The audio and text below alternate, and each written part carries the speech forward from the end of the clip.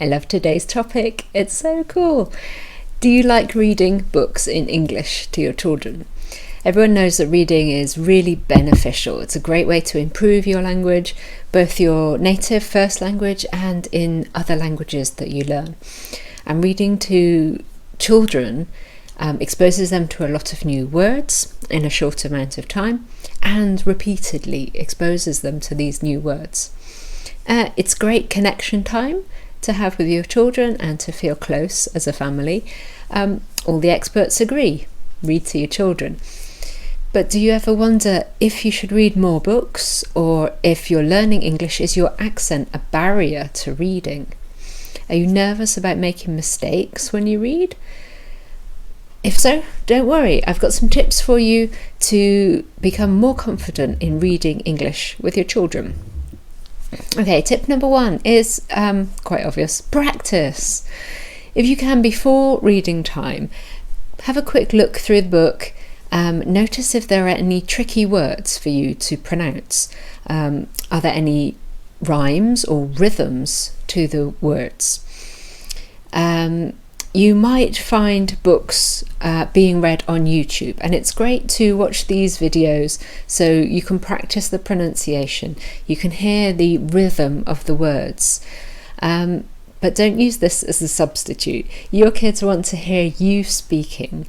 Use the YouTube videos as a guide, but read to your kids yourself. You can do it. Previewing the book will also give you an idea of the contents, if it's suitable for your child, if there's any issues you might want to avoid. But don't reject a book if you think the language is too difficult.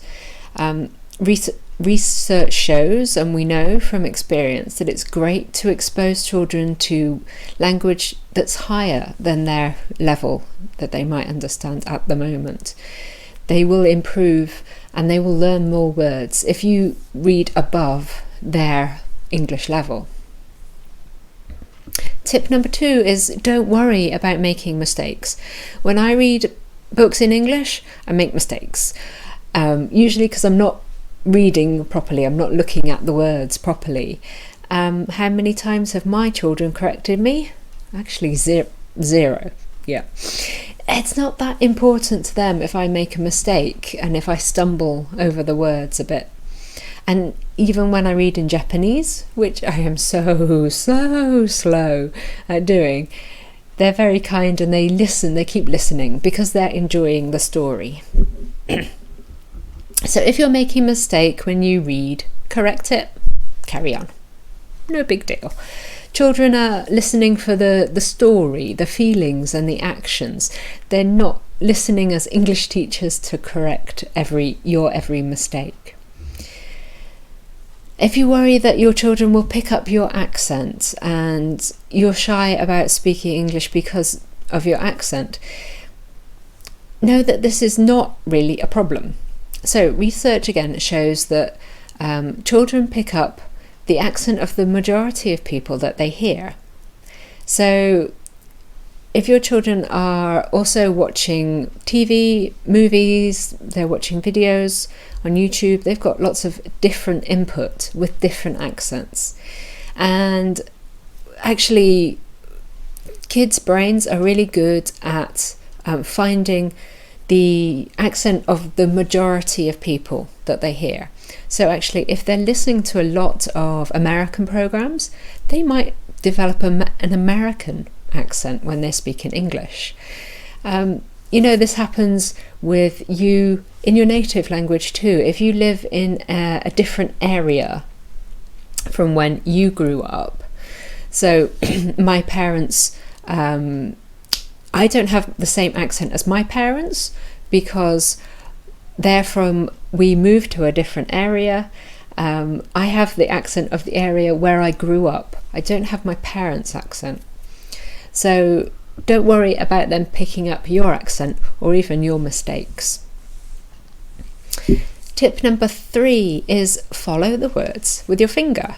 Now, this sounds obvious, but it's actually really important and we can teach a lot by doing this. So we know kids always focus on the pictures. They hardly look at the words at all when we're reading. So you can teach a lot by running your finger along the words as you read. Kids learn that we read from top to bottom and from left to right in English. And if this is different in your language, if you use a different script to English, this is really important, and your finger can teach it easily. Rather than pointing at each word, run your finger smoothly along the script. And so children know that we also read the word from left to right. When they're learning phonics, they'll start to notice the letters and the sounds are matching. Don't worry if you don't do this all the time with every book you read. It's great to vary what you do, and sometimes it's fine just to enjoy the pictures together. Tip number 4, look for rhyming words. So in the UK, when children are learning to read, first they learn the phonics, they learn the sounds of the letters, and then they learn how to put the sounds together to read a word. And after that, one of the stages of reading is learning rhyming words. Learning rhyming words really helps you with pronunciation and decoding which word you see on the page. For example, when you have the word read, R-E-A-D, is it read or is it actually read? If you have the word tear, or T-E-A-R, is it tear or is it tear? To give kids a clue, picture books are often written with rhymes, so we can work out which word we're reading, if it's read or read, tear or ted. Tear or ted, tear or tear. So noticing them when you're reading with your kids will help you to work out what the sounds are, and help your kids as well decode what the sounds are. So, for example, I've got Miffy at the seaside. Miffy has rhymes, and for example, I want to show you. On this page we've got, and here's your seaside spade. Now we know that's spade because it rhymes with the last word, which is made. We know made, so we can work out this is pronounced spade. So Miffy's a good book for rhymes. And another one, you might have heard of the author Julia Donaldson.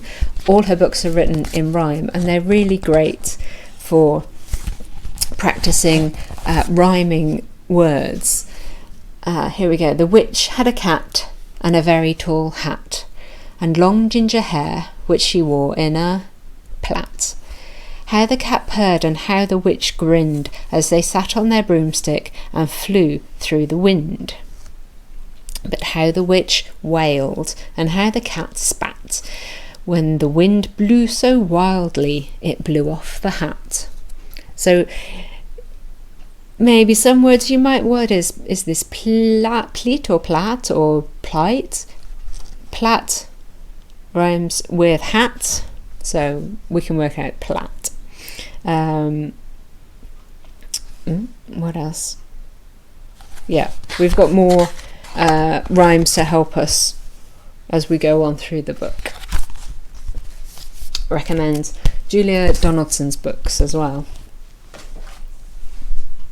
And my last tip is number 5, give your children a choice. The best way to engage your kids with reading is to give them a choice. You don't need to read to them every day in English. Get them to choose what books they would like.